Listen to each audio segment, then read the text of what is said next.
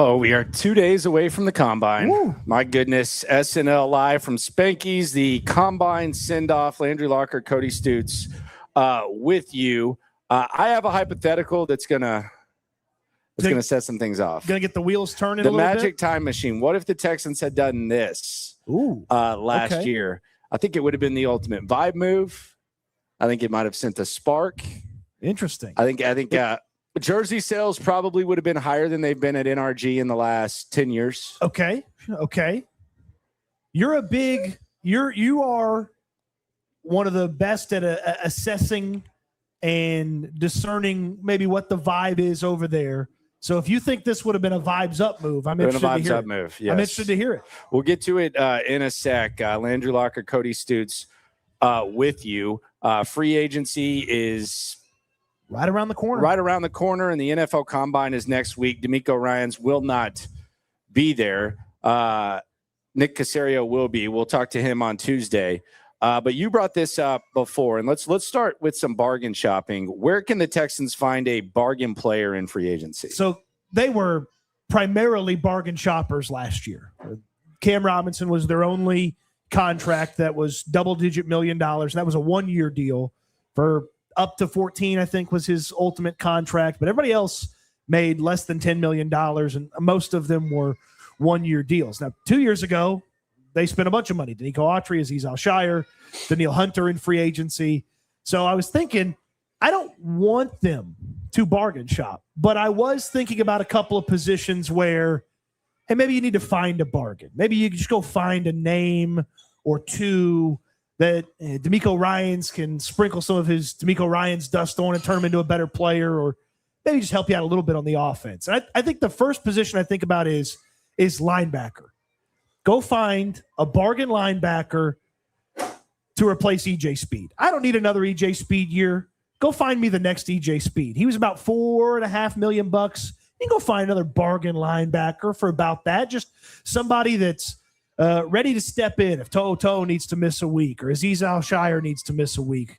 Just a little bargain linebacker. You in on a little bargain linebacker action? I'm not opposed. I just don't know. I would actually draft a linebacker in the first 2 days. Like I'm okay with that because neither one of these guys are under contract the next 2 years. I do find it funny, and I think the main thing of D'Amico Ryans and the Texans is the gap.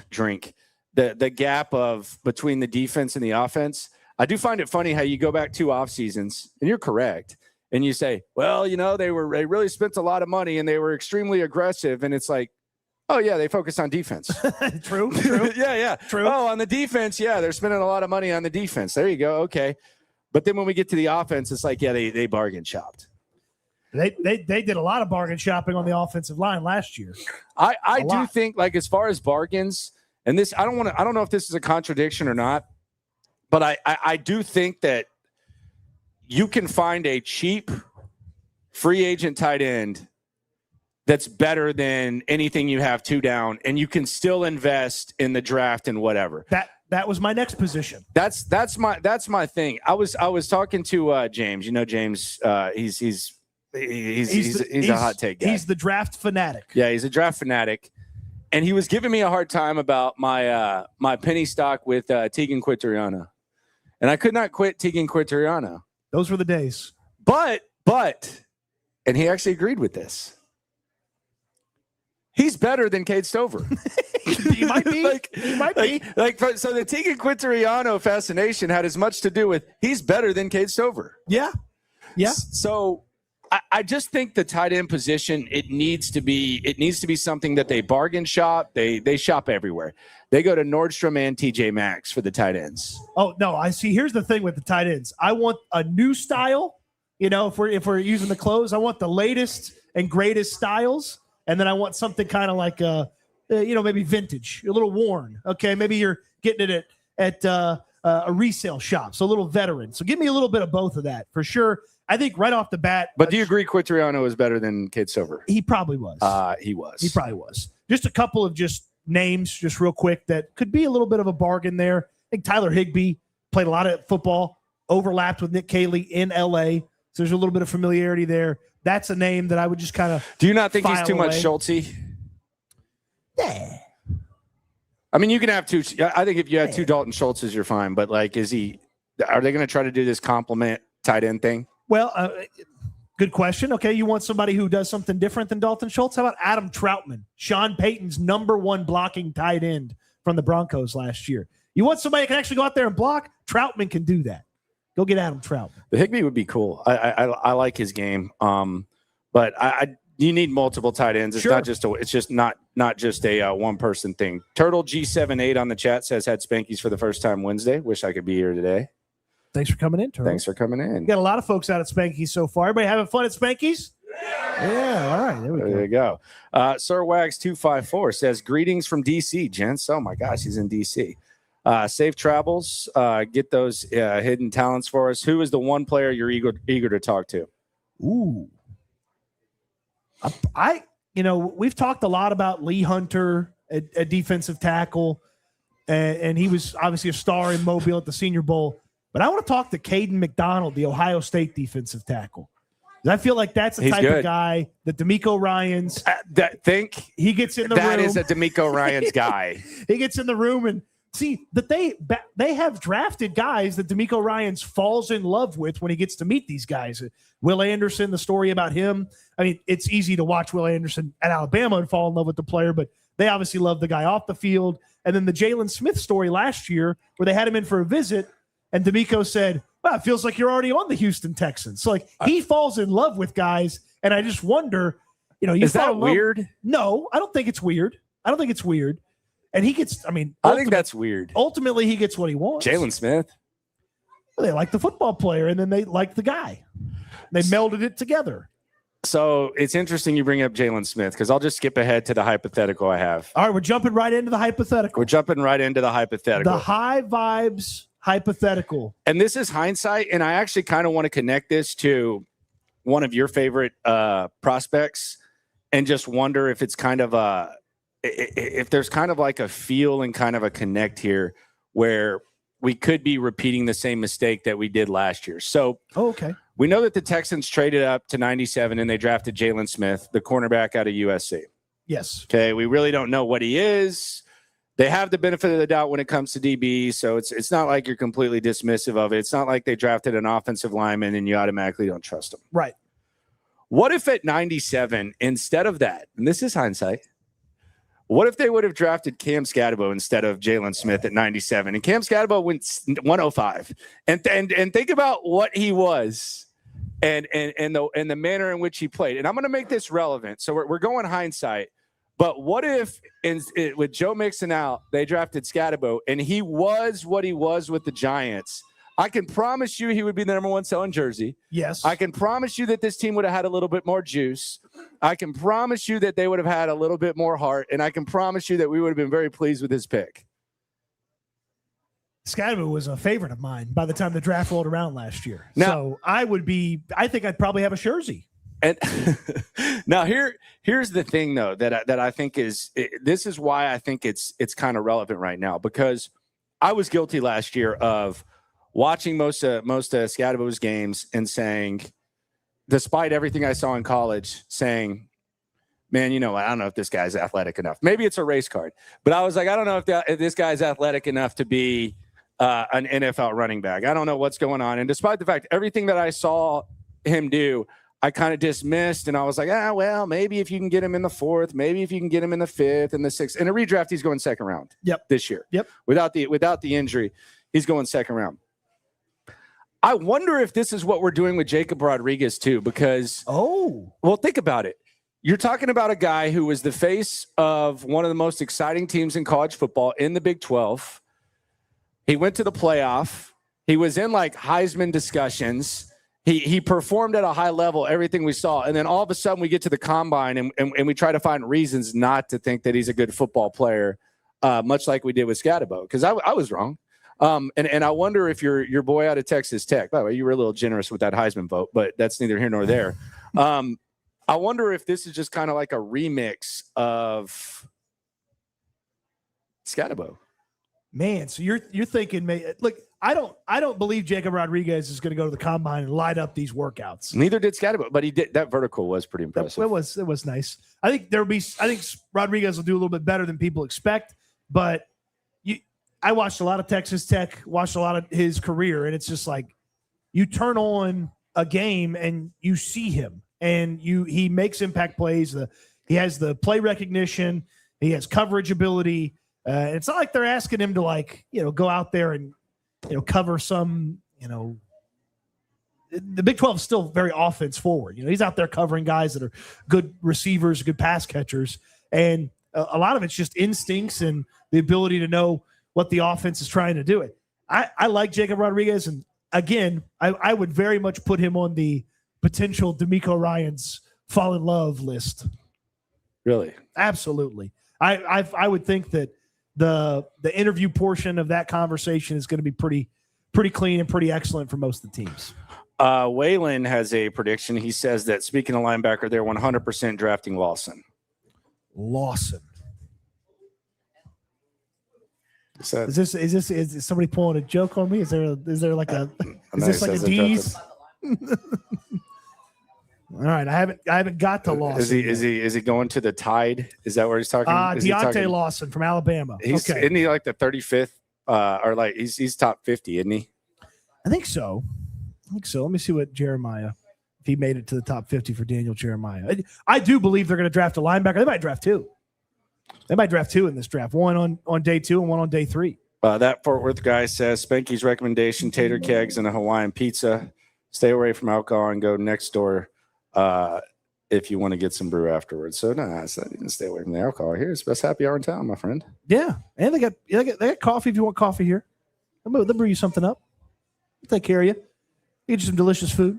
It's good stuff. Oh, so he's going to the coffee spot. I do think linebacker and D-line is something that D'Amico, and I just wonder if maybe they just go all in on the superpower and just say, CJ, you're too high maintenance. We're not going to do anything for him. We'll do something for you, but we're not going to just bend over backwards for this right now. That's where it always, how do they approach free agency and what do they do in free agency? Because you've got to handle some things with a veteran, even if it doesn't feel like it's a full-blown, a solution. You need to have at least a veteran be a part of some of the plans of what they've got to do on both offense and defense. But you could use a veteran on the offensive line. You could use a veteran at tight end. You could use a veteran at running back. And even if those guys eventually become plan B, plan C because you drafted a better player, you do need them as an option for you and how you build out this roster. So yeah, Lawson's way down. I think CJ Allen would be the that's the Georgia linebacker. That's the Georgia linebacker that I could see D'Amico taking at 38 or something like that. I could easily see that. Oh man, 38 feels a little high for a linebacker for me. Okay, well, I mean it's their top dog, Kamar Lassiter's boy. Okay. I mean, no, the connection's easy to make. It's just hard for GM Cody to get on board. All right, so the bargain, you're talking LB. Here's a question I have. Are the Texans set at wideout? What are the Texans good at wideout? What's the plan there? Well, I think you asked. At what point would they bring in a wide receiver? I think you just asked two different questions, because are they set and are they good? I think are two different questions. Okay. Are they good at wideout? I would say yes. I feel pretty good about saying they're a good wide receiver room right now. I think highly of Nico Collins. I think highly of Jaden Higgins. I feel like Higgins is going to get much better with a real NFL offseason, and I feel like there's a lot there with Jalen Noel. Not just something. I feel like there's a lot there with Jalen Noel. So that's why I feel good about them at wide receiver. But I don't. How open-minded are you though? What if someone falls at 38? Let's say at 38 they look at someone and they're like, okay, how confident are at what point are you open-minded to it? To bringing in a wideout? Is it just a run it back? I'm not opposed to. I want some more.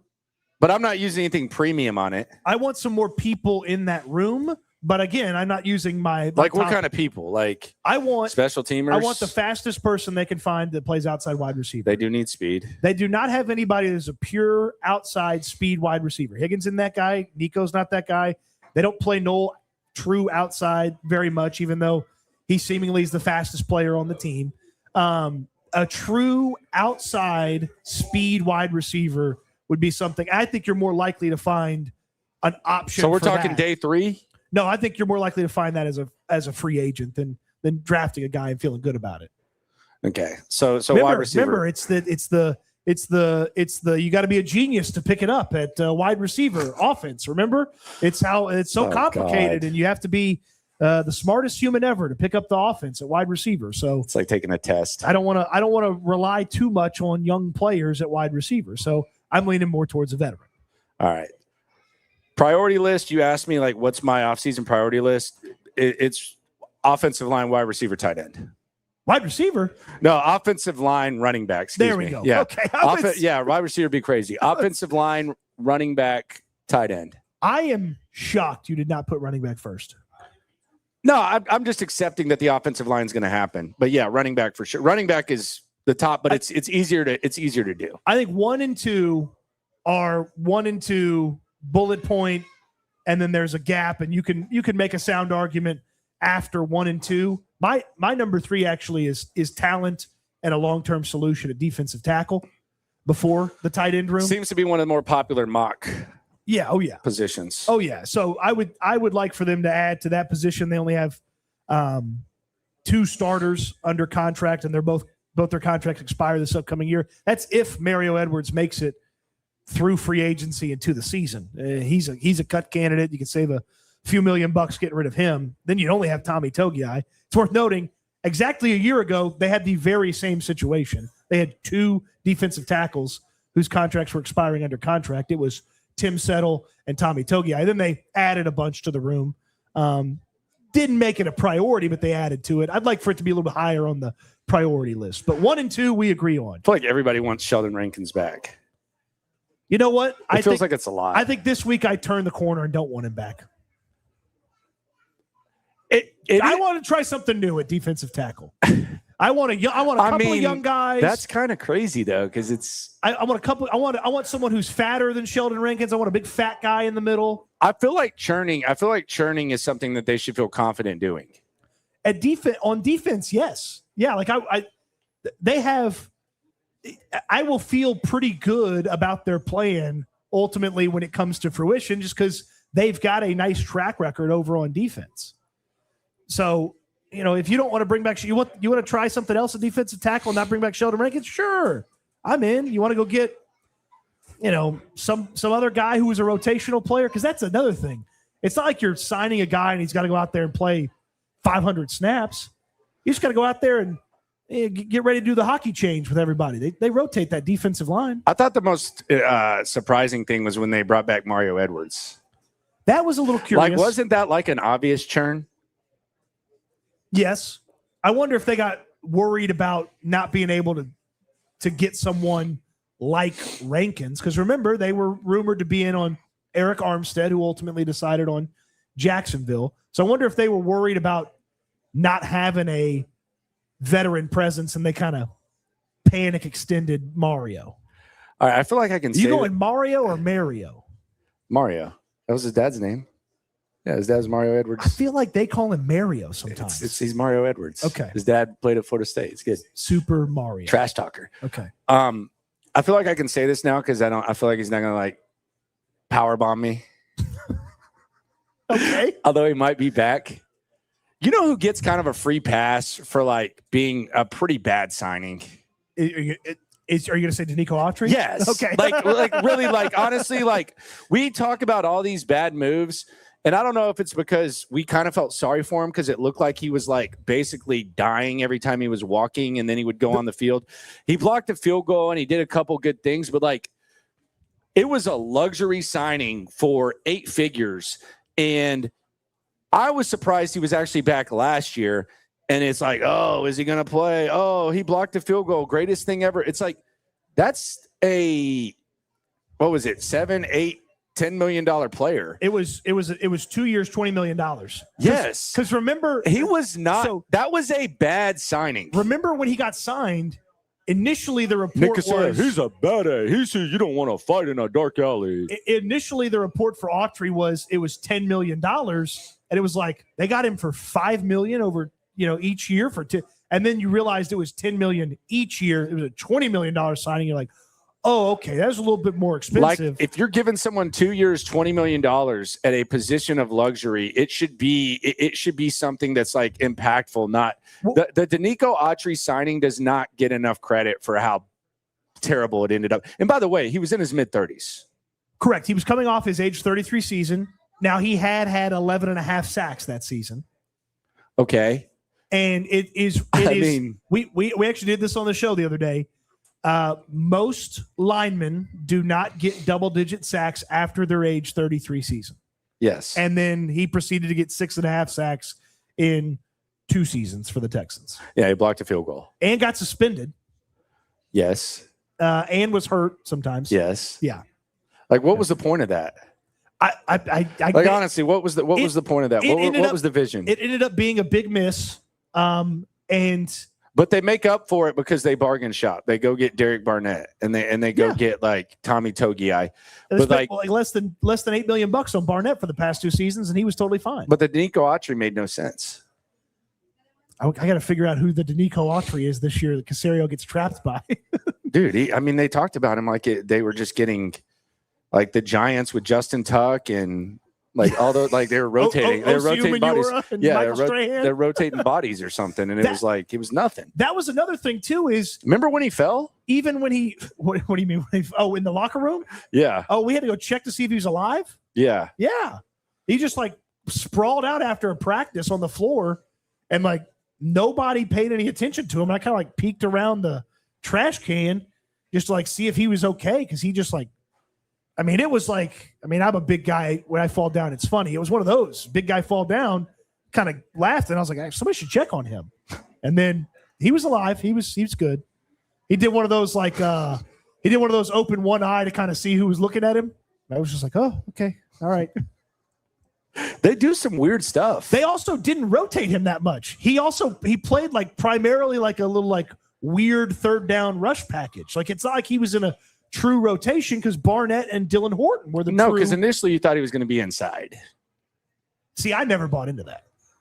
But like in like the rush package, they were going to put him in there as the rush defensive tackle, and they're just going to have all those pass rushers on there. And then he wasn't available for part of the season, and then his knee hurt or his whatever hurt. And, it was weird. He's 34 going on 60. It was weird. It was really, really weird. All right, so no Danico Autry's in free agency this year. $10 million for a reserve guy, kind of weird. Where should the Texans spend big in free agency? I know where you're going here. Got to be on the offensive line. I want a proven, still good veteran on that offensive line. At guard, if you can swing it, but if you want it to go be a tackle, that's fine too. Okay, that's fine too.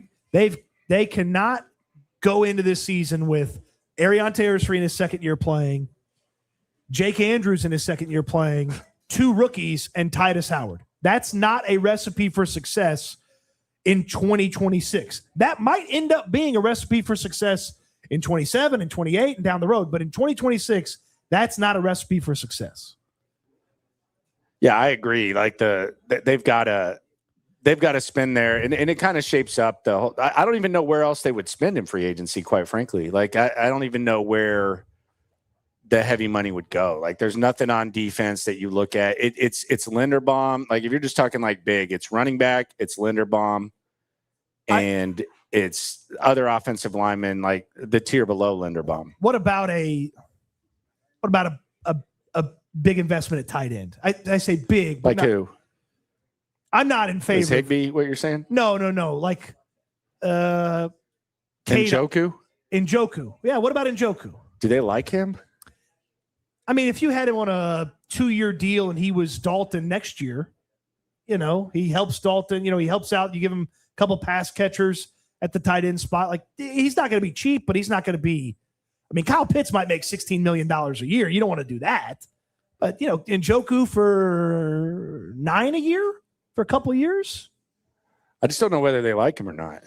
It feels like there's been like opportunities to perhaps bring him in. I don't know whether they like him or not. Cleveland's very weird because they got Fan in. I mean, they did a good job of finding a replacement. Well, a lot of those guys in Cleveland, they were very open and public about it. They didn't want to get traded at the trade deadline.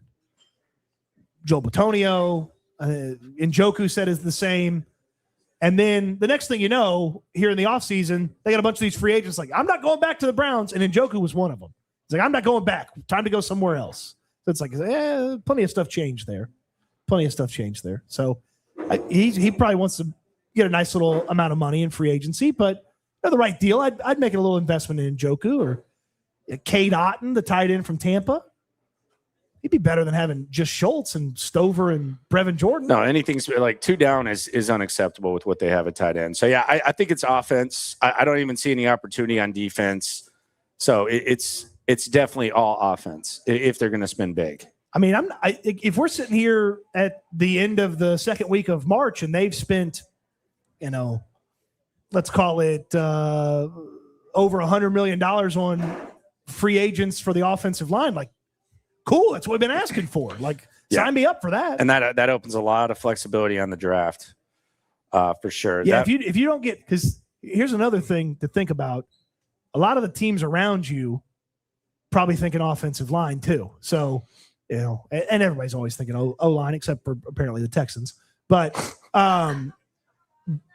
Philadelphia is going to draft multiple offensive linemen, just planning for the future. That's what they do. They're a smart organization. Buffalo, if they lose guys in free agency, they're going to need offensive linemen. But both those teams draft around you a ton in the draft. That Fort Worth guy says, fill in the blank. He says, it would be stupid if the Texans draft a blank in the first round. He says, in my opinion, QB would be the only dumb move. So he's saying, I'm open to anything but quarterback. But what would you think it would be dumb if the Texans took in the first round? Ooh. There may not be – it would be tough to convince me that a wide receiver is worth it. Like some guy that they drafted 28 is going to immediately get on the field over Noel and Higgins. Like, we know he's not getting on the field over Nico. Like, you can convince me a tight end. You can convince me multiple offensive line positions. Probably wouldn't draft a center at 28. That'd be silly. Okay, so center, but guard or tackle. I don't care if they play left guard or left tackle or right tackle. So you could do that. Running back, I think corner would be dumb. Corner would be a little excessive. On this team, corner would be dumb. Safety. I mean, safety'd be dumb. Do we have another Eamon Worry? Do we have another Eamon Worry situation? Nah, where you end up liking one of these safeties? No, I'm just not like if there is like an Eamon Worry type of situation. I'm not like, it's not crazy. Because I like the reason that I like drafting in the late 20s is because a lot of times you have a chance to get the best player at his position. Right. I call it like the Devin Lloyd theory, where Jacksonville got him in the second round, and it's like, well, I can take the best linebacker, I can take the best safety. Spoiler alert: you're not going to get the best safety in this draft. I don't even think that would happen at 15. So like, you're not getting the best safety or anything. But I'm always kind of open with like even guard.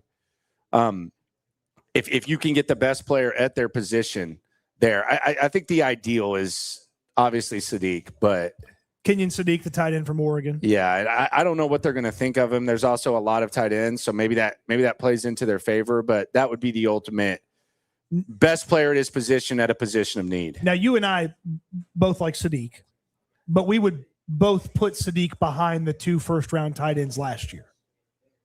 Colston Loveland and Tyler Warren. Yeah. Okay. Yeah. I'm just making sure. Because if you felt really strongly about him, like, oh, no, he's not that far behind those guys, like, I think, okay. I tell you what, you're going to see that name crawl across the bottom line a bunch next week. He's going to go out there and go be an athletic freak. He's going to run fast. He's going to jump high. He's going to jump. Oh, so you think he's going to kill it? Oh, I think he's going to be one of the stories of the combine. He does look like someone who could throw up a lot of bench reps. I don't know how much they put in that, but that's another thing too. Is a guy like him as a willing blocker. sometimes tight ends are a little soft and they don't do the bench press at the combine. And I always appreciate the guys that do the bench press at the combine a little bit more. And it's typically the guys that like to block. So if he does the bench press, that's when you really know he's about that blocking life. So I think he's gonna light up the combine next week. Yeah. Pausing on the chat says, you say corner till one of our two studs go down. They traded up for Jalen Smith last year, sir. Like they traded up. They traded up for a third corner last year, sir. Yeah, he's thinking about. He's like, oh God, Tremont Smith's going to be on the field, but that's not who's going to be on the field. Jalen Smith. They traded up for him. Smith. Yeah, so and it's not like Smith has like some like. It's not like he's got like some awful injury history. He's got hurt last year. But did he ever look great? I thought towards the end of training camp, it looked like he'd sort of turn the corner into a player that I felt. Yeah, you could handle a half a game with him as the cornerback because Kamari got dinged or Sting got dinged. I'm not saying that in a bad way. I'm just saying like we really don't know about him. So. Now he was making plays against the Texans offense, so it doesn't always mean you're nailing it. All right, we're live from Spanky's, Landry Locker, Cody Stutes. What position group are you most excited for at the combine next week? I'll go running back. Oh yeah, I mean. Yeah, of course. Yeah, running back. Of course. It's interesting because after the top guy, there's a lot of discussion to be had, and it could go a number of ways. It's really, I guess it's deep. I don't know. There's a lot of options, but this could go a number of ways. It is just it's very different than last year because you had guys that were, that you had an additional. You're going to have more than likely one first-round running back this year. We know Jeremiah Love from Notre Dame is going to be drafted in the first round. Just like a year ago, we knew Ashton Genty was going to get drafted in the first round. Last year, we knew Amarion Hampton was going to go in the first round. Like by the time the draft arrived, we knew he's going to be a first-rounder. But then it was like, does Quinshon Judkins from Ohio State sneak in? Does Travion Henderson from Ohio State sneak in? I don't know that there's many sneak-in candidates. It's just Jeremiah Love and everybody else from that standpoint. Yeah, and I really don't know. Like I can't even guess who the Texans would like at running back. I don't know what their type is. But we will. But free agency will probably tell us a lot too. Who cares what their type is? They're going to use them however they use them. Woody Marks is a pass catching guy, and they turned him into a battering ram. So and they never threw him the football. So who cares what the guy is? It must be something in the water because Bobby didn't use. He didn't use Mixon in the pass game either. No. And then I asked him in January. I was like, "Oh, we should probably do that more." Buddy, It's January. Yeah, the way he'd already been fired at that point, pretty much. It's January, sir. Yeah. Oh, yeah, they said they were trying to keep him fresh. Yeah, okay. How about you try to win football games? What position group are you most excited for? Offensive line.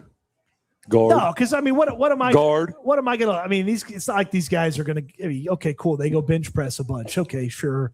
They do the little mirror drill on the field. I don't care about that. Guard. No, it's not the guards and the tackles. I'm gonna get his makeup. Ask him about his the kind of guy he is. What were you proud of in your college career? This is the spoiler. Every offensive lineman Cody talks to, whether it's at the Senior Bowl or whether it's at the Combine, it's like he comes back. This guy's got a bad mentality. He likes to bully people. He says that his favorite thing to do is bully people. No. What offensive lineman doesn't say that? No. What if Larry Tunsil was at the Combine and it probably could have gone better than what it did, but on draft day. But he was just like, I don't really like to run block. I'm really focused on my win rate. I think going to the Combine more and more, and then talking to the O-lineman last year, like I've got a better plan of attack this year. You know what my favorite thing is now with offensive linemen when people talk about offensive line? What is it? When people quote pass rush win rate. And I'm not sitting here saying that it's nothing or anything, but have you ever had someone say that to you like it's like the gospel and then just ask them, what is that? Can you explain that to me, sir? Because someone was talking about how the Texans, the pass rush win rate was second worst in the league and blah, blah, blah, blah, blah. And I just said, okay, how does that work? What goes into that? What is, tell me what pass, because it's not like where you get a PFF grade and there's a bunch of, you're telling me pass rush win rate. What does that mean? Because I've watched Larry Tunsil play suspect games. And then all of a sudden it's pass rush win rate, best in the league. Like Ariante Ursery, early in the season, remember when we saw that graphic and it was like he was like at the very top, and I was like, man, he's kind of struggling. He had a really good rookie season, but I'm just like, can someone tell me what that means? Pass rush win rate. This is where this and look, I've been guilty of it myself. Okay, this is where the nerds have failed. I don't believe you can distill offensive line play into some fancy number with enough context for it to make sense. Exactly. And so many other people grade it different ways. And I'll give you a great example. Jake Andrews. I saw somebody the other day. He went through all the center pressure rates allowed. Jake Andrews' pressure rate allowed at center was 4th in the league, and it was like 1.9 or something. Okay. And I texted Texans Cap and I said, okay, because he's the nerd I do trust. I said, go find me some other numbers on Andrews. He's like, yeah, one person says it's like he's like 38th. One person says he's like 24th. And I'm like, okay, great. So we're all over the place here. It also said Tyler Linderbaum was a bad pressure center. And I'm like, well, I I'm not saying I watched every snap of the Ravens, but I watched that and I'm like, I don't see Linderbaum giving up a whole bunch of pressure. But like middle. if someone gets by to Lamar Jackson and you make the first guy miss, like does it like what does that mean? Is that a pressure? Is that a hurry? Is that a missed sack that goes to the defensive lineman? It's tough. There's not quite a nerd. I don't know number. what it means. There's not quite a nerd number that distills it just correctly. But the other thing is that if you watch every Texans game and like everyone in like this community and like that watches the games, they watch it. Yeah. Like a lot of times it's like, I don't need a stat really. Like it's cool to have, but sometimes it's like, well, you watched it more attentive. You didn't just turn on some tape and like with no context go, okay, this. Correct. I mean, we watched the center position last year. I like Jake. He's a nice guy. We have some fun with him. The center position has to be better in 2026 or they're not going to go anywhere as an offensive line. Yeah, they're done. Yeah. So if that's replacing him, if that's him getting better, if that's making the guards better so that he's better, whatever you got to do to make the center position's got to be better in 2026 Yeah. The other thing that's been bothering me, I'm just trying to get it off my chest here. Okay. Yeah. Don't carry this luggage to the combine. No. It's good to think about. Like, so CJ Stroud, I find it really kind of weird that he might be the ultimate example of the defense is doing this, so I can't do this type of guy. The cover 2 shells thing I always bring up. We don't have to harp on that. It's just annoying. He acts like he can't throw the ball on cover 2. It's like, okay, man, like you can throw the ball against cover 2. Like you can figure it out. And then he said that he was getting spied. And that's why he wasn't running. And it's like, based on that, and I'm not sitting here saying that he's like Lamar Jackson or, even like Bo Nix or like someone like that, like that's willing to run. So if they spy you, you can't run.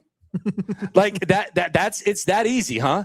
So like if you just put a spy out there, that means you can't run. Some mobile quarterbacks say it's actually better when they get spied because they can see where the spy is, and then if the spy gets out of position, then you can run. But like think about that. I asked CJ Stroud about his lack of running, and he literally said, "Oh no, it's the same." Blah blah blah. And then he goes, "Plus they're spying me." First of all, I don't know if that's true. Second of all, like is there for someone who improvises as much as CJ Stroud and is so good at it, and this is what's frustrating because He's really, really good off script. Yes. Really, really good off script. Like when CJ Stroud is off script and he makes plays, it's really, really, really, really good. Few people can do it as well as him.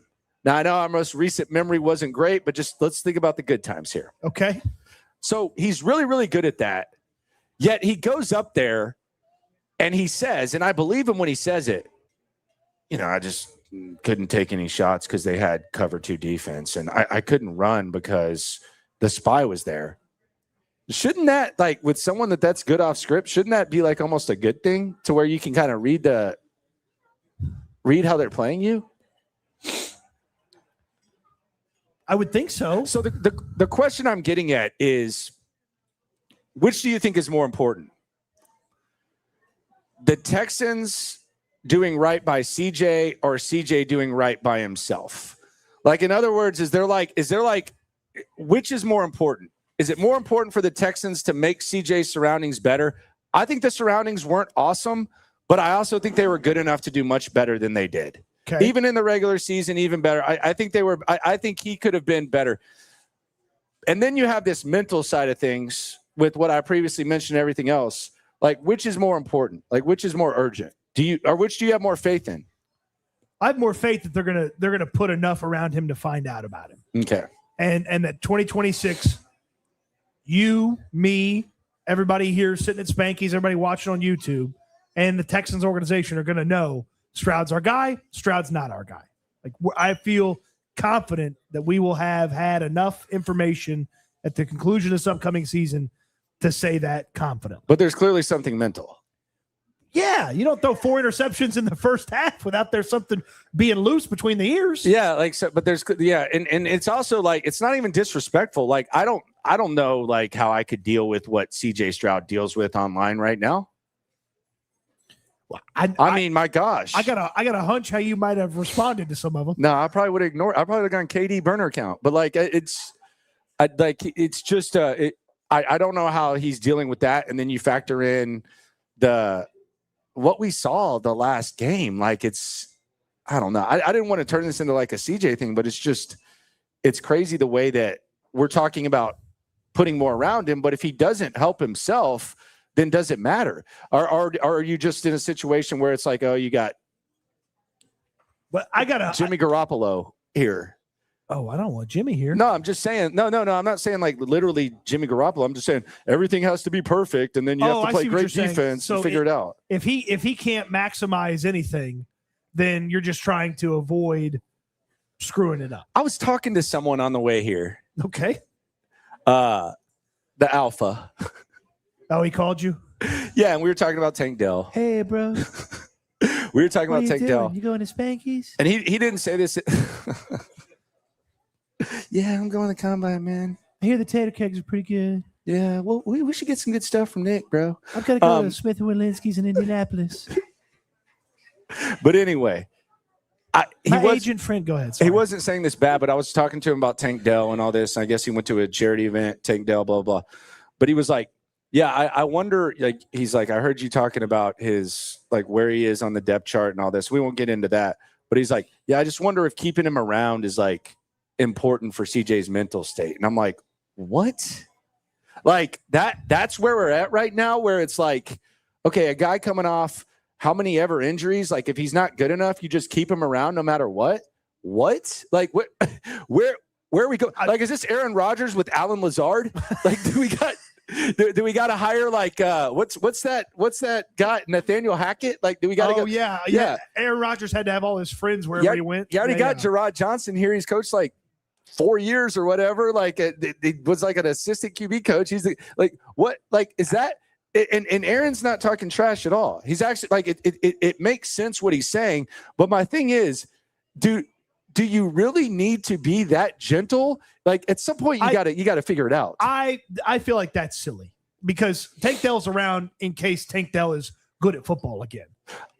That's why Tank Dell's still around. And I'm not saying it's outlandish, but it's like it is like, okay, what I get CJ's had some. I don't feel like CJ's that much of a mentally cracked quarterback situation that we have to deal with that way. I don't feel that way about him. Okay. I know he had a bad game and a unspectacular playoff run, but I don't feel like he'd be some worse version of himself if Tank Dell wasn't in the organization.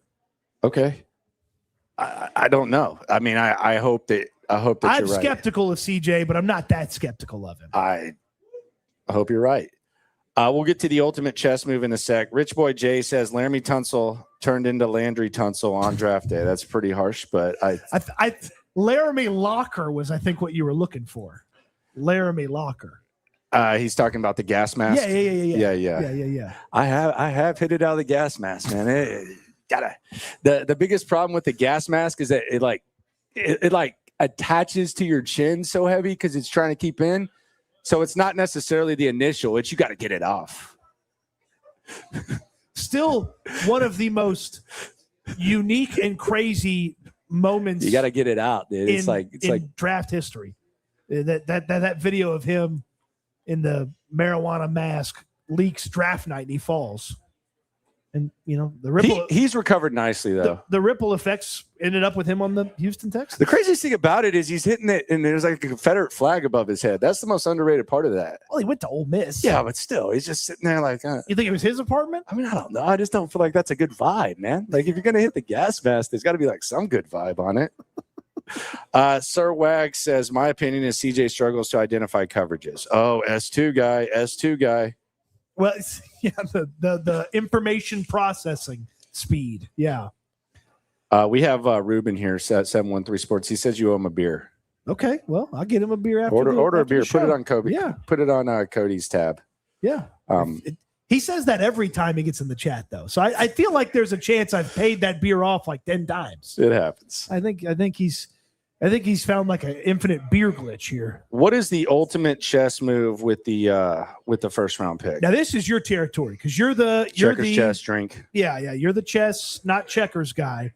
What's the ultimate chess move? D tackle, like it's a no brainer. It's D tackle or D end. And I like either one, honestly. And I like that you have the 28 and the 38, so you have that wide gap. But like I look at the back end of the first round. I look at that as almost like a, I guess some icing because they're so good on day 2.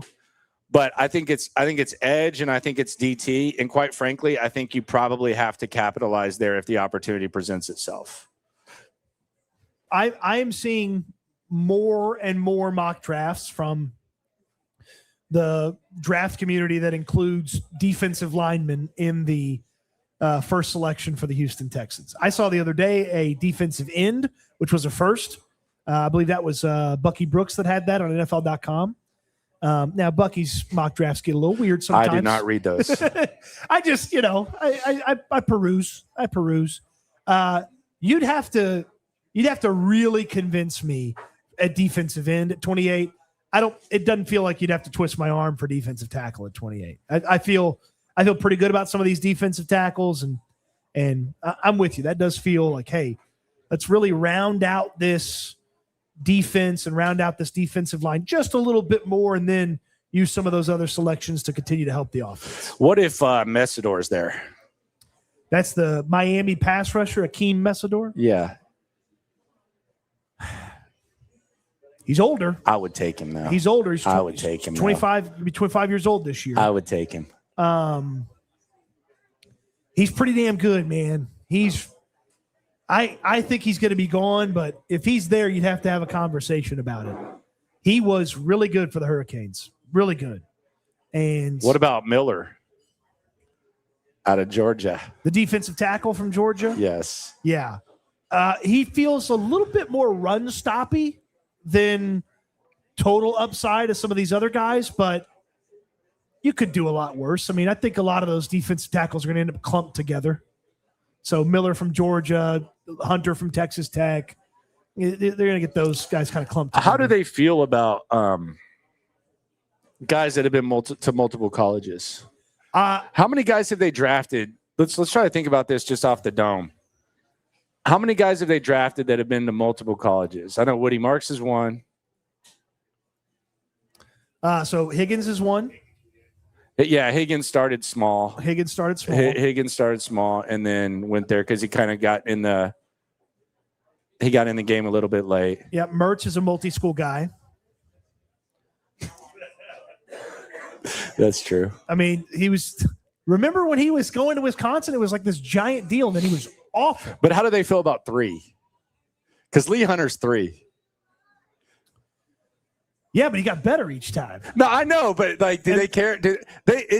I'm not saying it matters or not, and it might not even be a thing. But like, we're trying to get inside their minds and like figure out like how do they. Now that I do wonder if it's one of those weird Caserio things. Like he doesn't draft. That's what I'm saying. He doesn't draft small school guys because my speculation is he doesn't believe in their competition. But he wants to mention Julian Edelman 17 times a draft season in like 2 press conferences. Kent State's finest? Jeez, I've never seen someone mention a player more than he mentions Julian Edelman. So look, just taking a quick gander through all his draft picks, it does feel like most of these guys, especially in the front part I think of we drafts, just named the 3. I think most of these guys are one school guys. Yeah. Jawar Jordan was a multi-school guy. Yeah, Jawar was Louisville and Syracuse. But he was a 6th-round pick. Yeah. So that's 4. Tank was community college. Tank was community. Yeah, I don't know if that counts. That maybe doesn't quite count. But Henry was a transfer guy, but again, 5th-round pick. Yeah, Henry, Tennessee, and Alabama. So maybe there's nothing there. But 3, they've never taken someone who's gone to 3. Lee Hunter would be the first. I guess you're right here. Yeah, Lee Hunter, because Lee Hunter's gone to 3. I don't think they're judging, but he would be the first. Well, maybe we sneak that in there next week, see if Caserio cares about it. He'll just be like, it's all different, it's subjective, blah, blah, it's fluid. Blah, blah. That Fort Worth guy says the Texans need to hire a hug coordinator for CJ. What if they had a hug coordinator? A hug coordinator? Just let Toro do it. Do we they call that a hug coordinator? That new That's thing, a good one. The Toro district. I don't know. That seems like a reach. Toro getting a lot of love from the organization. Oh, he's a Hall of Famer. Yep. Bo says the current offense isn't right for CJ. He's not a thinking QB. He plays on pure instinct. I have worried if there was a coaching him, coaching out some of the fun, unique stuff from him. I have worried about that a little bit. Death with Nick by Haley. 1,000 cuts. Yeah, I have worried that they maybe coached out some of the fun, unique stuff. That is a worry. Yeah, I just feel like the negativity of Slowick kind of caught up to him a little bit.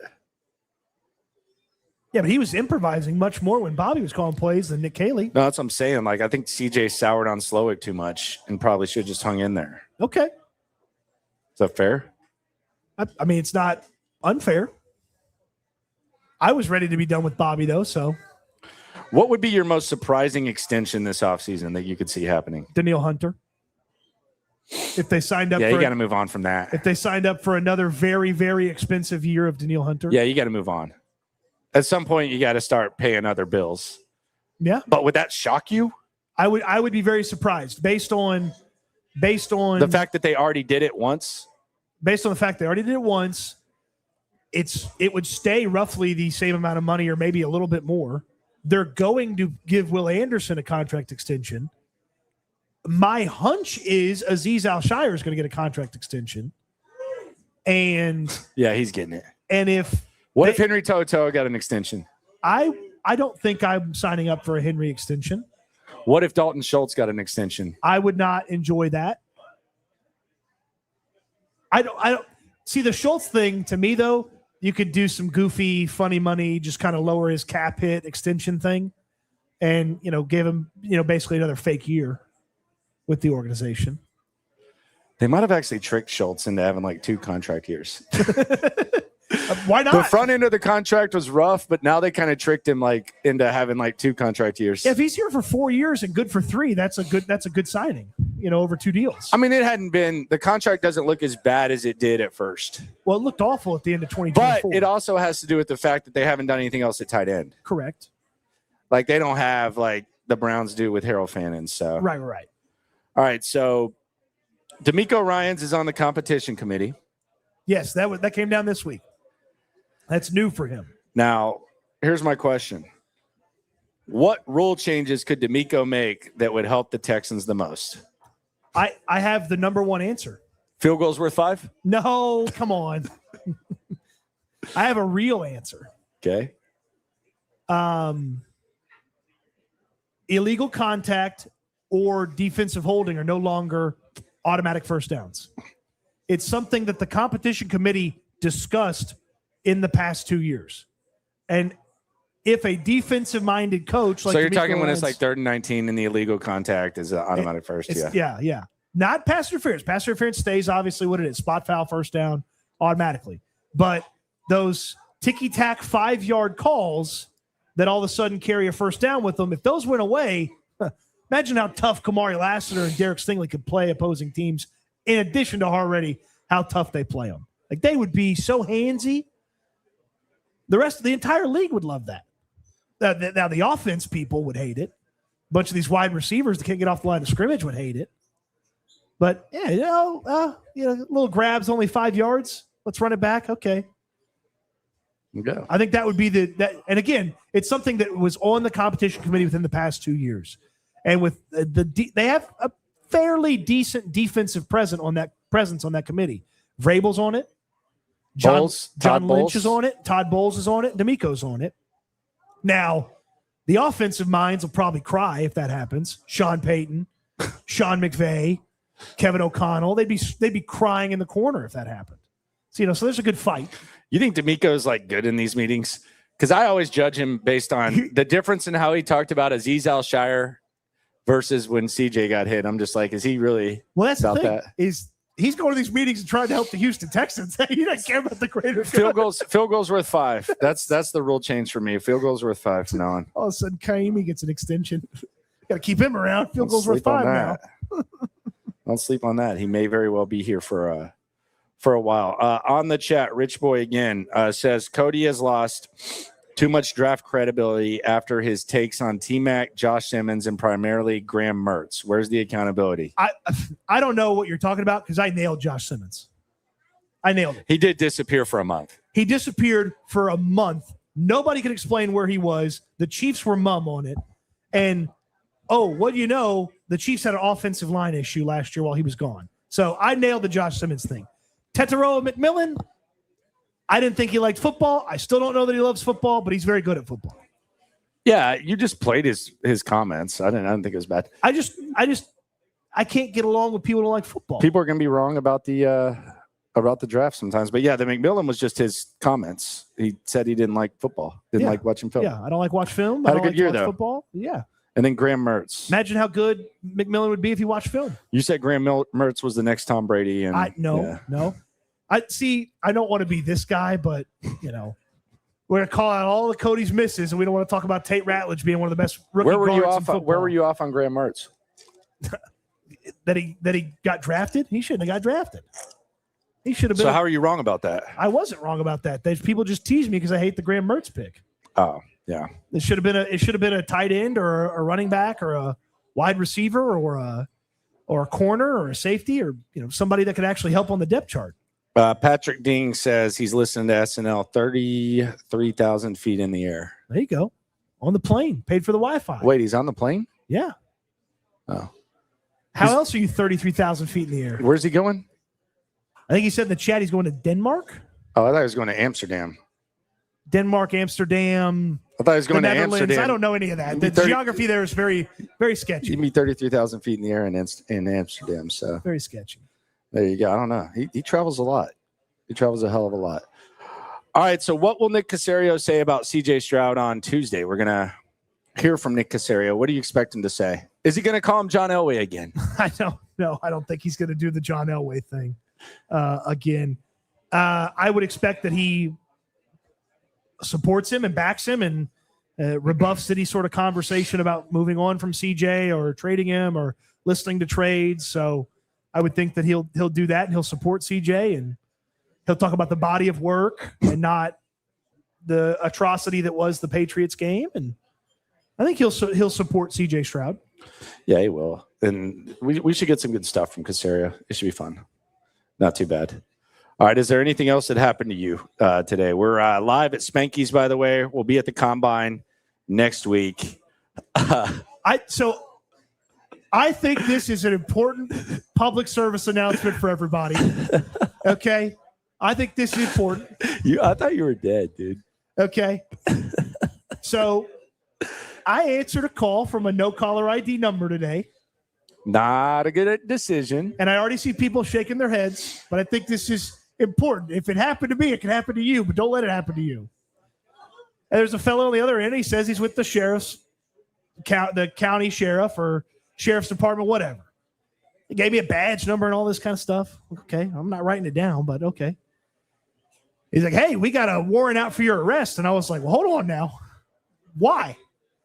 He's like, well, you didn't show up for a jury duty. And we had a grand jury summons. You didn't show up for jury duty. It was supposed to be on this date and that date. And you didn't show up. And there's a warrant out for your arrest. And, yada, yada, yada. You got to do this. You got to go get your, bail bondsman to give you the money and go to here and put this money in the machine. And I'm just like, hold on now.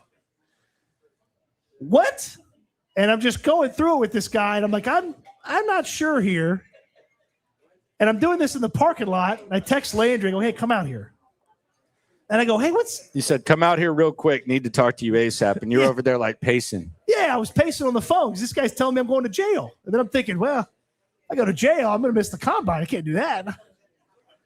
I already paid for a lot of that. Yeah, this happened to my wife too. Like they make you go to a kiosk and they want you to pay the money or whatever. But this is what's the difference between me and Cody when it comes to like personality. He's out there, he's freaking out, he's looking weird. And he goes, hey, this guy's telling me this, blah, blah. I'm like, nah, that same thing happened to my wife, dude. And he's on speaker and I'm like, hey, F you, man. Get that. And then Cody's like real nice. He's like, sir, I've been told this is a scam. I'm gonna go. It's not exactly. Yeah, like the guy's trying to rip him off for thousands of dollars, and I'm sitting there in the background saying, man, F you, and he puts it on mute. And he goes, hold on. And then he goes, sir, I'm being told this is a scam. Goodbye. Have a good day. I don't think. 100% accurate. That is not a lie. Hand to God on my daughter, that is exactly how that went. I don't think. That's exactly how it went. I don't think my voice got that high. But that sounds like how it went down. I was also texting the unofficial lawyer for SNL, Mike Melton. I was like, what do you think about this? He goes, I don't know. Let me check. And I was like, I need a little bit more than let me check. Nah, there's been people getting on that because sometimes even the number will say FBI. Like they're so good at scamming, like even like the phone number, because you ignore it, it says FBI. But this is really like the key. I'm kind of snitching on myself. This is why you can get out of jury duty now. First of all, I never got it in the mail. I threw it out. I'm scam proof. I don't know what you're talking about. Okay. I don't. You know why I don't trust juries? I don't trust juries because they're full of people who aren't smart enough to get out of jury duty. If you're not smart enough to get out of jury duty, I don't trust you. So that's it. There's any type of excuse. Sir, I'm in media. I'm biased.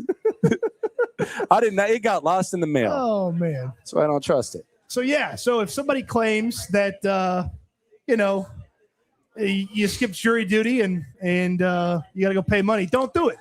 Never happened. So there you go. You're good. A little PSA for everybody. Yes. So there you go. That's a little PSA from polite Cody on the chat. The Rhino says, safe travels. Enjoy the combine, fellas. We will. It's always fun. One of my favorite times. St. Louis Rebel again. Clutch. St. Louis Rebel. Clutch, St. Louis Rebel. Here we go. You're the man. We love you, St. Louis Rebel. He says, if Kenneth Walker, Breece Hall, or Jeremiah Love is not available, who do you guys want to be the starting running back next year? This is a good one. So the Texans don't end up with Kenneth Walker. They don't end up with Breece Hall, and they don't trade up for Jeremiah Love. Who do I want to be the starting running back next year? I'm becoming Team Rico. Rico Dowdles. I just think Rico's a character. I'm becoming Team Rico. I probably lean Rico Dowdle as the top option behind those guys. With like a 1A vibe, with like Woody and still draft someone. But I'm becoming Team Rico. Right, yeah. If the running back room was Rico Dowdle, Woody Marks, and a rookie, I could live with that running back room. That's a pretty good running back room. And Jawar's I'm not counting on Jawar. Yeah, but he's like RB4. Nah, British Brooks is RB4. Mr. Special Teams. What about Dare? Dare's playing for another team, hopefully. St. Louis Rebel, we appreciate you. So I've thought about this for I'm getting cooked in the chat, by the way. I'm getting cooked. It's okay. It's okay. I was there for you, sir. So I've thought about this, like Indianapolis. Like every time someone goes to Indianapolis, it's like, I got a St. Elmo Steakhouse. St. Elmo Steakhouse. Oh my God, the shrimp cocktail, which is okay. Yeah. Should I cancel a reservation for Monday night? Yeah, because I think I'm just gonna go old school Hooters because they have a downtown Hooters. It's one of the it's almost like an extinct. It's like an extinct thing where you don't get to go to Hooters very often because it's like gone. So I feel like I'm maximizing my vacation more if I just go have like an old school Hooters day after the combine instead of going to a steakhouse. I can go to a steakhouse anytime, brother. I just went to Vegas. I went to steakhouses.